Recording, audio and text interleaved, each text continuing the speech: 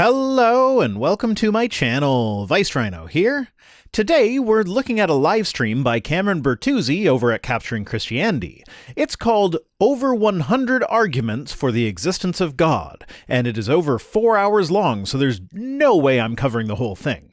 I'm mostly just curious if this is actually going to be 100 unique arguments for God, or just a bunch of rephrasing of the same dozen or so arguments to make them seem more novel without it actually being a different argument. So needless to say, I am going to be chopping this down heavily, and even so, I won't be getting through anywhere near all of it. So let's go!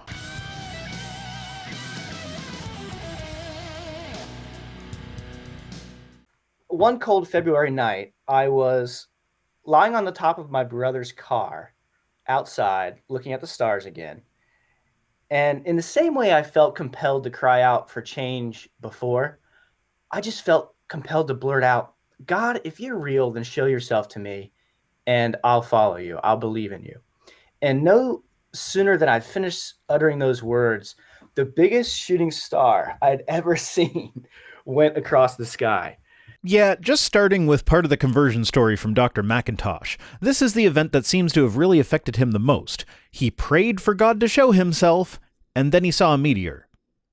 And as overwhelming as that was, and still processing what just happened, I was just still incredulous that God could have just communicated with me. And so I was just this little skeptic inside me was still saying, it could have been a coincidence. So after I got up and I was going inside, I had my hand on the door handle to go back inside. And I thought, just a coincidence. I don't want to believe in God for just a stupid emotional reason. And I looked up to the sky one more time. And as I did, another shooting star went across the sky. This is a true story. Yeah, you say this was a true story as though that's supposed to be some amazing event that just can't be coincidence. It must be God communicating to you.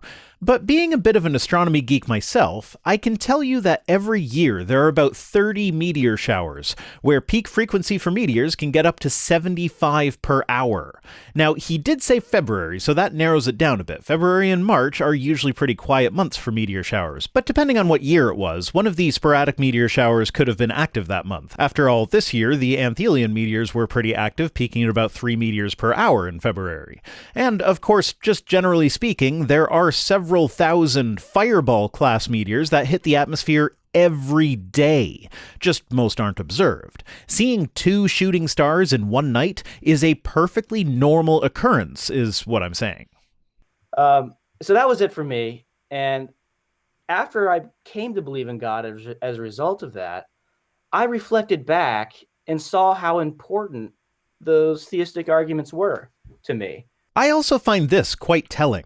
I'm not just going to sit here and pretend that I know what his thought processes were when he was an atheist, but to me, this sounds like you're saying you didn't actually find the arguments for God compelling until after you already believed in God, which then makes the argument seem more like post hoc rationalization than good reasoning. I also like the fact that you were like, after the first one, you were like, okay, no, I'm not gonna believe in God for some stupid emotional reason. You're like, yeah. And then another one, like, right. That's crazy. Yeah. That is not even a little bit surprising to anyone who understands basic astronomy, much less crazy.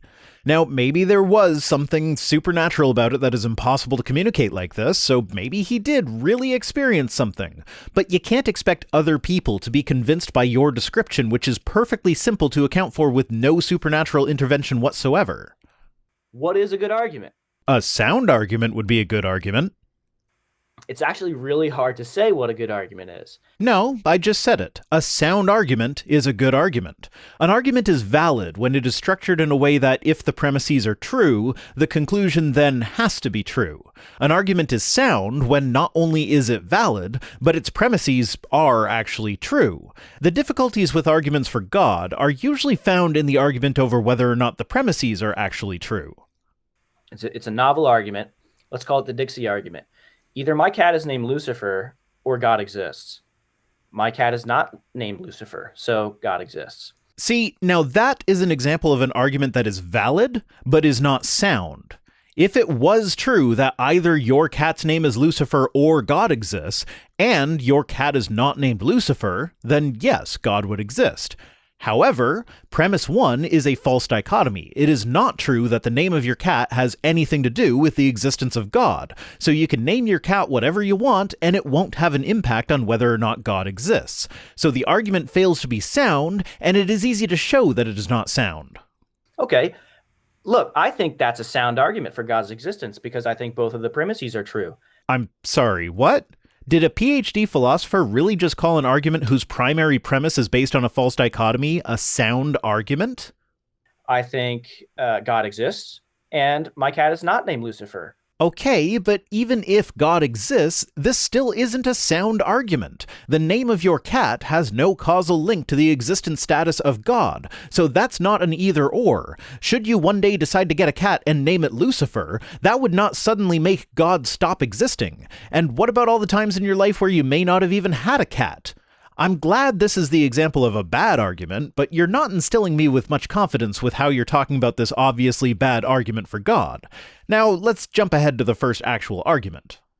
And there's no better argument to start with than Aquinas' first way, the argument from the unmoved mover. So we have Aquinas' first way. Premise 1, some things are moved. 2, whatever is moved by another. 3, there cannot be an infinite series of movers, and so the conclusion is there must be an unmoved mover. And Aquinas' stock phrase was, and this is what all men mean by God. And this argument got kicked in the teeth when Newton developed his laws of motion. It was entirely based on Aristotelian physics, which considered the natural state of a body to be at rest. Then Newton came along and posited that it is as natural for a body to be at rest as it is for a body to move at a constant velocity. This is further confounded by the fact that there is no known universal frame of reference from which to measure movement, which makes it difficult, if not impossible, to figure out what, if anything, is actually not in motion to begin with. And of course, there's still the issue of this just getting us back to something that started motion in the first place. That something doesn't have to be a god, we don't even know what properties that something would have. All right, let's move on to argument number 2, Aquinas' second way. Second way for the existence of an uncaused cause. Some things are caused. Whatever is caused by another. There cannot be an infinite series of causes. Again, that's a series ordered per se. So there must be an uncaused cause. Again, if this argument turns out to be sound, it gets us back to an uncaused cause, not necessarily a god. And it is entirely possible that it is not sound. We don't know that everything must be caused by something external to that thing. Now I'm going to skip ahead a bit. Thank you to Cameron's viewer, who helpfully commented on his original video with a table of contents for these arguments. So 1, the universe exists and is a certain way, namely, it's complex, yet everything behaves in an orderly, law-like way. It is such as to be a suitable theater for humans and animals to evolve. Humans did evolve so as to be able to have true beliefs about the world and to meaningfully act within it. Just breaking in here for a sec. Normally on this channel, I deal with young Earth creationist claims. I'm having trouble finding whether or not Cameron accepts evolution, but I think he probably does. He did give Frank Turek some pushback on it when he was interviewing him, but I've never heard him just state outright that it is one way or the other. But yeah, I just wanted to clarify that I am uncertain of Cameron's actual position on evolution, but I will be charitable and assume that he does accept it, and the fact that he allowed this argument into his stream supports that. Okay, so if theism can explain why the universe exists and is this way better than naturalism can, then the universe exists and is this way makes theism more likely than naturalism. I would take issue with this. How are we determining what a better explanation is? Because depending on what that means, God did it can be a better explanation for any scientific unknown than naturalism. And that just ends up being the God of the gaps argument. But if by better you mean there is substantially more evidence for it than the corresponding natural explanation, then I could see that. But in my experience, better is usually used in an intuitive sort of way, leading the reader to conclude that whichever explanation is more emotionally satisfying is the better explanation, despite the fact that the operation of the universe is unconcerned with how satisfied you are with how it operates. Well, theism can explain why the universe exists and in this way better than naturalism can. So highly debatable. Yes, you can say God did it, where a naturalist, when backed into a corner, will say, I don't know, but that doesn't actually make God did it a better explanation, despite being more satisfying for some people. The universe exists and is this way, makes theism more likely than naturalism. It is what it is, therefore God. There's also the fact that this argument relies on an intuitive idea that complexity is harder to achieve than simplicity, therefore, for complexity to exist, God must exist. Now, keep in mind that this argument is not supposed to be conclusive by itself. It is overall appealing to an increase in probability. It is essentially saying that if a complex universe exists, it is more probable that a God made it than not. But as Michael Martin, professor of mental philosophy at the University of Oxford, points out, from a purely mathematical perspective, the existence of God is irrelevant to the probability. If you compare the many possible complex universes with there being no universe, and assume equal probability for all, then the probability of there being a complex universe is nearly 100%. But if you compare the existence of one complex universe with there being no universe, the probability is 50%. And this is without a God. Once you add a God into the equation, it turns out that God can create any sort of simple or complex universe as he sees fit. And consequently, the probability of a complex universe does not matter then, as God could equally have chosen to make a simple universe. Now, all of this is a bit over my head, but in part of the video that I skipped, Cameron mentioned that pretty much any off-the-cuff layperson refutation to these arguments will have already been dealt with in the literature, so I'm trying to stick with what the literature says instead of giving my gut reaction. And since philosophy literature is notoriously indecisive about this sort of thing, it's not really hard to do. In fact, I'd go so far as to say that any response that can be thought up to my objections has also been dealt with in the philosophy literature. And then those responses will also have responses in the literature, and it just keeps going forever and ever, because philosophers like their infinite regresses. Now, the main premise here is going to be two. Why think naturalism can't explain why the universe exists and is this way better than theism? Well, again, he draws on this distinction between personal explanations and scientific explanations. Naturalism only has scientific explanations available to it. It doesn't have personal explanations available to it. So at a cosmological level. Yeah, at the cosmological level. Yeah, good point. Yeah, naturalism deals with how the universe actually behaves, while a belief in God can plunk God down and say, he did it. That doesn't make God a better explanation. In Swinburne's writings, he does sort of attempt to apply Occam's razor here, appealing to the simplicity of a personal explanation over the complexity of the scientific explanation. But even if it did apply, which I don't think it does because God adds on a bunch of extra assumptions that we don't need to be there, but even if it did, Occam's razor isn't like a scientific law where the simpler explanation is true by virtue of the fact that it is simpler. The more complex answer can be the right one. Occam's razor is a good place to start, but it is not an endpoint. I mean, I get it. It's an appeal to simplicity in an attempt to just make God look slightly more probable than before the argument. The science dealing with the beginning of the universe is really complex. Saying God did it is really simple. But if we extrapolate that out, then saying boobs is even simpler. Now, sure, you can argue that boobs don't have explanatory power, but I would argue that neither does God. In order to have explanatory power, you have to be able to say something about what mechanisms were used to do the creating. So far, it looks like science is on the right track with that one. So the effective difference between the naturalist and the person who thinks God did it is nothing. Except that the God did it people have the extra unfounded assumption of God on top of the naturalistic explanations, which are there for everybody. What I'm getting at is that God did it sounds superficially simpler, but it really is the same explanation as the naturalistic explanation, but then with the extra assumption of a God, making it inherently less simple. Design in biology. Let's begin with the origin of organic life. I don't know about you, Cameron, but when I was in high school, they were still teaching the Miller experiment. Yes, in the same way that they teach about Pasteur's experiment, which is even older. Almost like teaching about the first groundbreaking experiment that led to a whole new field of research is an important step in teaching how we got to the scientific ideas that we have today. The Miller experiment, let's see if I can remember it, is... It's always a good sign when someone is trying to refute something that they can't even remember. is an experiment. The main guy was named Miller, but he had some solution that they thought resembled like the prebiotic soup of Earth's early atmosphere. I don't think I have no clue if I was taught it, but I remember hearing about it. And so what he did is just basically shoot like bolts of electricity into this prebiotic suit, and he was able to synthesize amino acids. And this was touted as being this groundbreaking experiment that is a clue to how life originated. They simulated what they thought was the early Earth environment and discovered that under plausible prebiotic conditions, amino acids can form.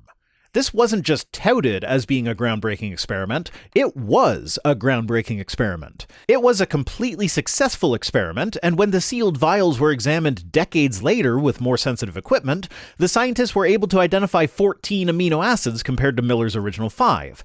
And on top of that, there was a sister experiment, run also by Miller around the same time, whose results were never published, but its vials were also sealed, and a modern examination yielded 22 amino acids from that one, many with attached hydroxyl groups, which would make them more susceptible to reacting and developing into an even larger diversity of molecules as time goes on.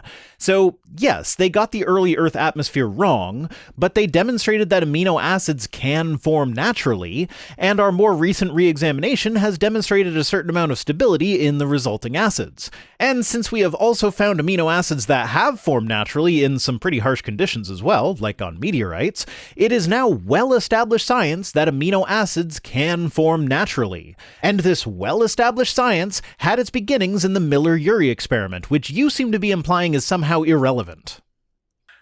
Which has since just been completely abandoned. You know what? At the beginning of this stream, they were making a big deal about how they're using peer-reviewed publications as their sources for all of these arguments, and you can find more information in the literature. And Cameron was mentioning how they've been preparing for this presentation for months now.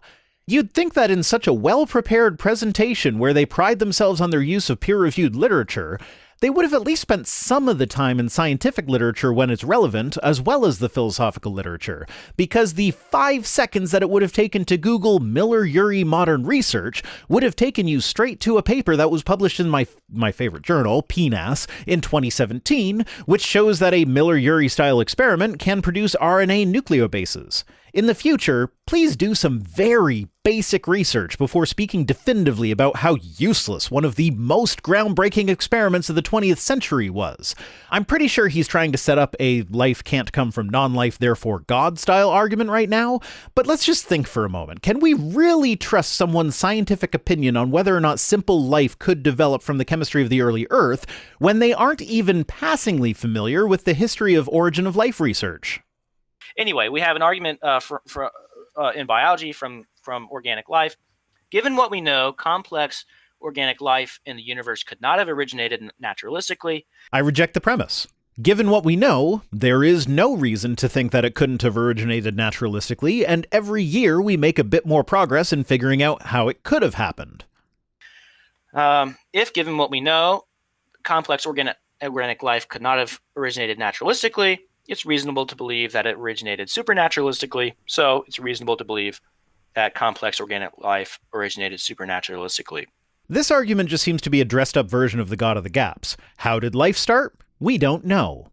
Okay, so then it is reasonable to assume that it was an unobservable, untestable, unverifiable process whose mechanisms can't even begin to be described coherently. That's the argument. And so we have some resources here. There's a classic book, Thaxton, Bradley, and Olson's The Mystery of Life's Origin, which is dated, and Meyer's signature in a cell, in some respects, is an intended update. Yes, so they have an admittedly outdated source that was written by a geochemist, an engineer, and a physical chemist. I don't know the specifics, so I'll go ahead and assume that the two chemists are at least qualified to talk about biochemistry, even though that doesn't seem to be either of their specialities. And then, because their work is outdated, it later had to be updated by Stephen Meyer, the philosopher. Sorry, I know you guys are doing philosophical arguments here, but this one has its basis in a very tangible scientific field that has a lot of research going on. If premise 1, that the origin of life is naturalistically impossible, were true, you'd think that you'd be able to find at least one not outdated peer-reviewed publication by people who are actually qualified to speak on that subject that supports your position. Origin of life is a very active field of research. You'd think some of them would have noticed that it's not possible if it were actually not possible. And as there are Christians working in origin of life research, like Dr. Paul Rimmer of the University of Cambridge, I'm going to go ahead and just dismiss the usual response about how it's a worldview issue. They refuse to even consider the supernatural, so they're stuck having to figure it out without it. Okay, moral arguments, which take particular or general facts about morality to support the existence of God. The problem that I usually find with moral arguments is that they rely on these general facts about morality as though they are well-established facts, and not just assumed to be facts, and in some cases are demonstrably not facts, but I'm sure we'll get to it. Generic argument from the objectivity of morality. Generally, if morality is objective, or morality can be objective only if God exists. I'm unsure how that even could be the case. This all comes back to the Euthyphro dilemma. Is something moral because it is God's will, or is it God's will because it is moral? If it is because it is God's will, then morality is subjective and God imposes it on us with might makes right. If it is God's will because it is moral, then the source of morality is external to God, and so for this argument's sake that renders premise 1 false. And then the apologist says God's nature is the source of morality. So then I ask, how do we know that God's nature is actually good? How do we make that determination? Especially when you get specific about what God you're actually talking about. Pretty much any God legend that you care to look into, you can find the god or gods doing things that we would agree is immoral. How can God do something immoral if his nature is the standard by which morality is determined? And since we find these actions to be immoral, does that not make the appeal to God's nature actually just a rephrasing of the things are good because God wills them? Because we humans, with our moral systems, disagree about the goodness of God's actions. But if God's nature is good, so God can't do something that is not good, that means that whatever God did that we think is not good is actually good because it was God doing it. In other words, not only is the objectivity of morality not relevant to the existence of God, but ultimately morality is probably not even objective in the first place. Morality is objective, so God exists. This argument is neither valid nor sound. Premise 1 is flawed, and premise 2 is entirely assumptive. We're all familiar with this sort of argument from Craig, so we can go to an abductive version of this argument, which is just which more people should be aware of. Yeah. Morality is objective. If morality is objective, then God's the best explanation for it being objective. So God's the best explanation for it being objective, so probably God exists. Premise 1, assumption probably not true. Premise 2, I disagree. Premise 3, just a rehashing of premise 2. Conclusion, can't really get there through all the problems with the premises. You could support that by saying, look, morality always seems to be tied to persons. If morality is objective, that means it must be tied to a person whose nature is objective some way. So there's different ways you could defend the main premise of that argument. I would think that morality being always tied to people is good evidence against it being objective in the first place, seeing as how the property objective in philosophy means that this thing exists independent of the subject's perception of it. But morality ceases to exist when there are no people to engage in either moral or immoral behavior. In other words, it is subject to our perceptions. Okay, we have arguments from evil for the existence of God. We have the first one, the normative implications of evil. Evil contrastively implies that there is a way the world ought to be. No, evil is a description of human opinions. Evil implies that people don't like the thing that they labeled evil, nothing more. Some actually come close to defining evil this way, as a deviation or distortion or corruption of the way things are supposed to be. Yes, some do, not all. Meaning that, if they are using the peer-reviewed philosophical literature for this, as they said at the beginning, there is some disagreement in said literature about the nature of evil and how to define it. And yeah, this is the case. There are even some philosophers arguing that we should abandon the concept of evil altogether, as it has no explanatory power. In other words, the concept of evil does nothing to explain why certain actions are performed, or why they were performed by some agents and not others. But if that's true, then there's a way the world ought to be, but there can be a way the world ought to be only if there's an intention or goal or purpose behind it. So there is an intention or goal or purpose behind the world. If that's true, then that can be true only if God exists, so God exists. I reject premise 1. I think that's where I'll leave it for today. As expected, most of the arguments are indeed just rephrasings of the other arguments, and usually these rephrasings involve applying fixes to common objections to the original argument. I'm not sure if I'll come back to this video to cover the other arguments of his, maybe if they actually get into more science at some point, but all of the non-science related arguments so far seem to be something along the lines of, here are some highly dubious and debatable premises that are by no means agreed upon in the philosophical community.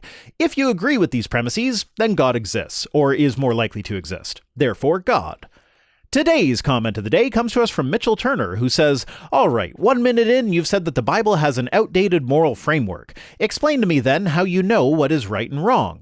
Mitchell commented a few times. I had a bit of an interaction with him. He seems like a pleasant person, so I thought I'd answer this one here. The answer is pretty complicated, but a simplified version is that evolution has favored certain behaviors in social species, and so our brains developed in a way to reinforce the positive behaviors while minimizing the negative ones. And of course, there are all sorts of complexities arising here with various interactions about how a negative behavior can sometimes be positive depending on the circumstances, and vice versa.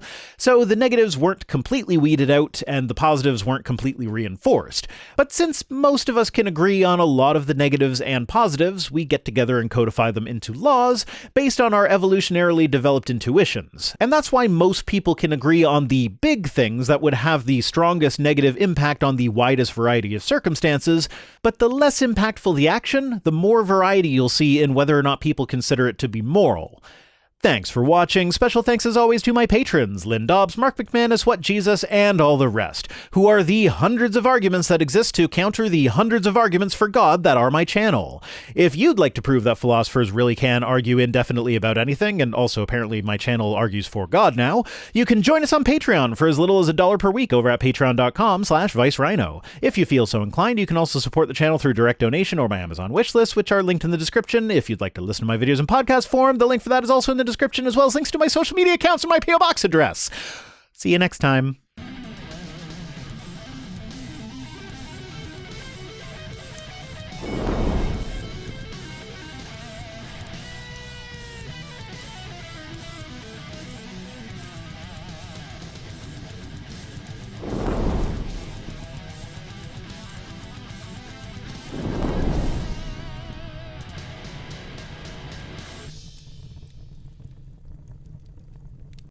Then Newton came along and posited that if it is... Then Newton came along and posited that is... Then Newton came along and posited... Then Newton came along and posited that it is... Then Newton came along and posited... Why am I getting stuck on that? I've said that a million times before. Then Newton came along and posited that it is as natural. Then Newton came along and posited that it is as natural. Posited that it is as natural. Posited that it is as natural. Posited that it is as natural. Posited that it is as natural. There we go. I think I got it. Then Newton came along and posited that... Posited that it is... Posited that it is natural. Posited that it is natural. Posited that it is natural. Posited that it is natural. Then Newton came along and posited that it is natural as natural.